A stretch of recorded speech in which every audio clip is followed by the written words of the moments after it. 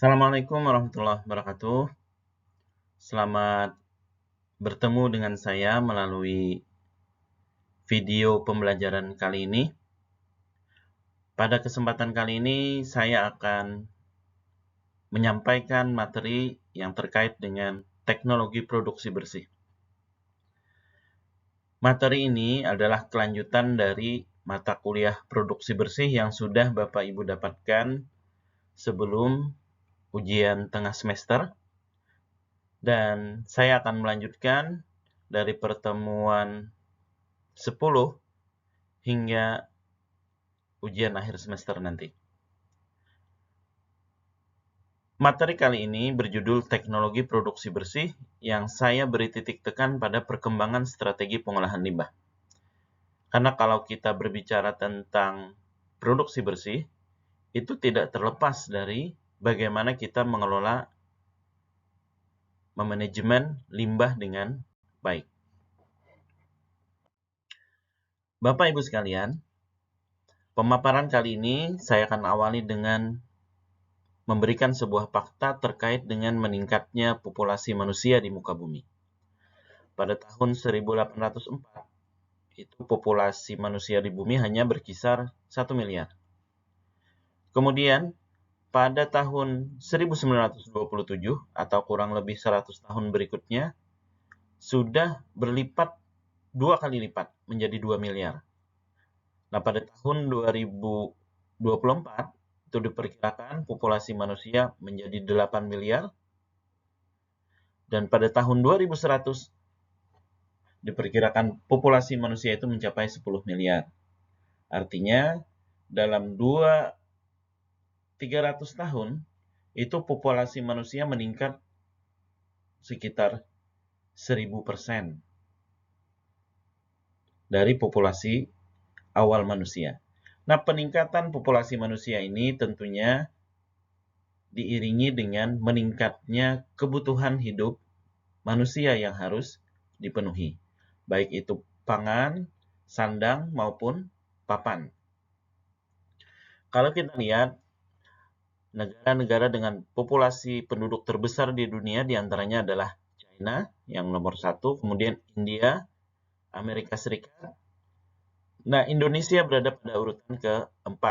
Kemudian disusul Palestina, Brazil, Nigeria, Bangladesh, Rusia, dan Meksiko. Jadi kita di Indonesia ini termasuk populasinya terbesar, sehingga kebutuhan sandang, pangan, papannya juga besar. Nah, peningkatan populasi ini itu mendorong peningkatan kebutuhan hidup manusia. Yang harus dipenuhi diantaranya adalah dengan peningkatan industri. Ini bisa kita lihat, perkembangan industri di dunia sangat pesat sekali. Dan di bagian kanan ini adalah beberapa sektor ekonomi yang menyumbang ekonomi terbesar di dunia. Di antaranya adalah jasa keuangan, konstruksi, real estate, e-commerce, industri makanan, otomotif, minyak dan gas. Semua industri ini akan berdampak pada dua hal. Yang pertama, dia akan menghasilkan produk yang bernilai ekonomis untuk memenuhi kebutuhan manusia ya. Untuk yang kedua, dia juga akan menghasilkan limbah yang kalau tidak dikelola dengan baik akan mencemari lingkungan. Jadi kalau kita lihat industri, kita bisa lihat dari dua perspektif. Yang pertama adalah perspektif ekonomi, yang kedua perspektif lingkungan. Nah, idealnya adalah ekonomi produknya itu dihasilkan dengan baik, tapi lingkungan tetap terjaga. Nah, ini sebagian yang akan kita pelajari pada perkuliahan produksi bersih ini.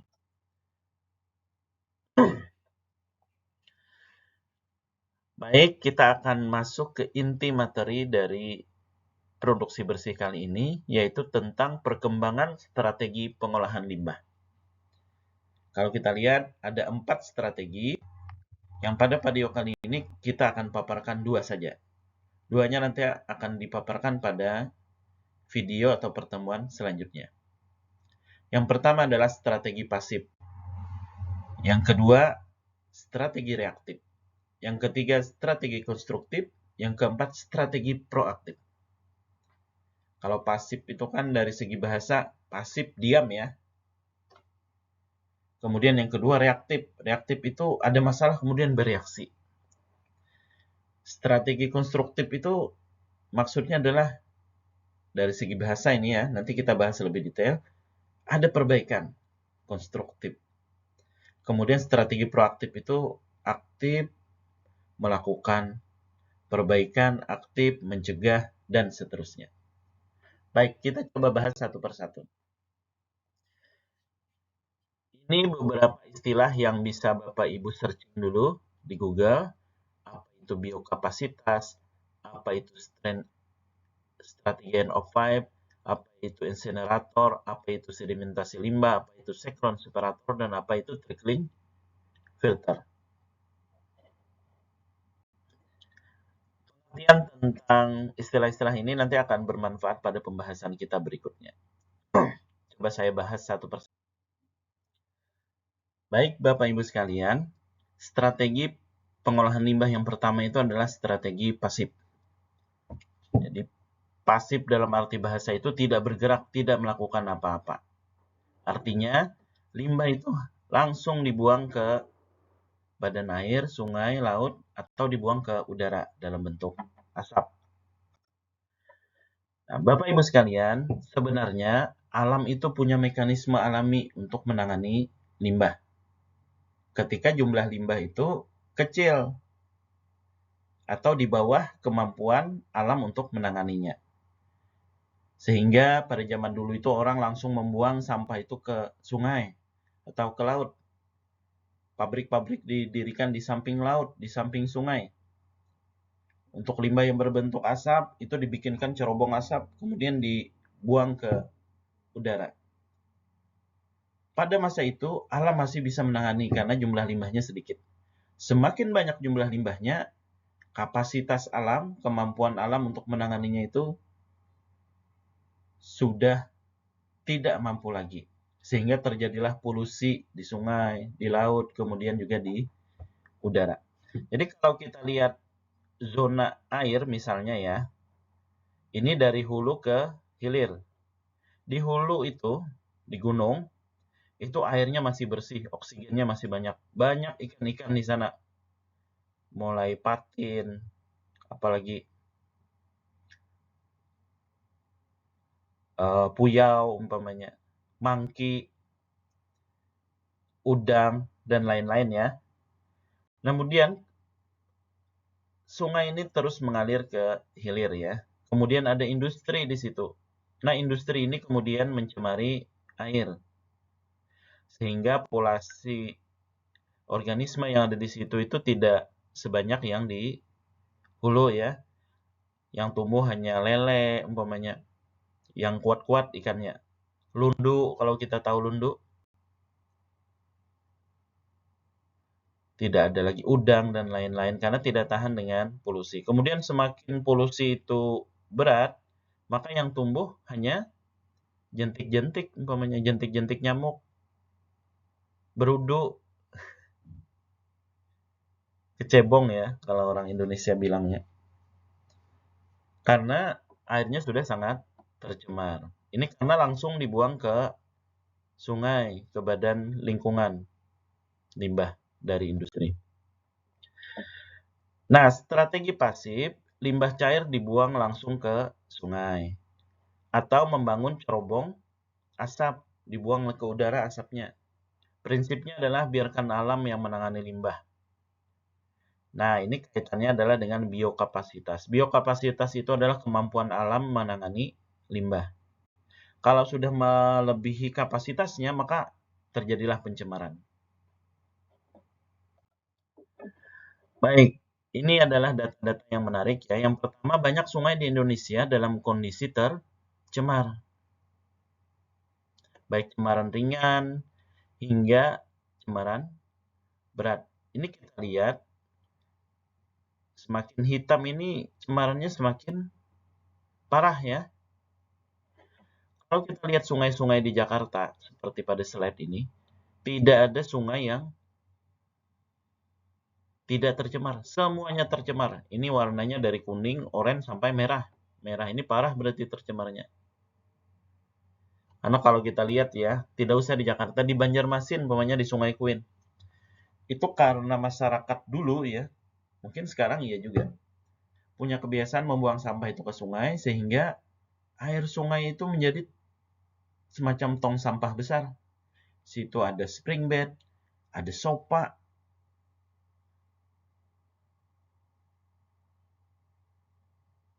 galon, bahkan bangkai-bangkai binatang kadang-kadang dilempar ke sungai. Dan secara akumulasi itu akan menjadi tumpukan sampah yang besar ya. Nah, ini yang terjadi ketika limbah itu langsung dibuang ke sungai. Di udara juga seperti itu. Ketika asap itu langsung dibuang ke udara, maka itu akan membuat polusi udara yang sangat parah.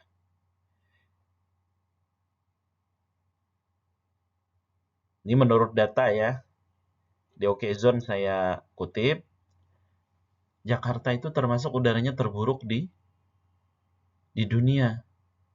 Jadi kalau kita lihat, kualitas udara Jakarta buruk kalah dari ibu kota ASEAN lainnya. Kalau dibandingkan ibu kota ASEAN lainnya, maka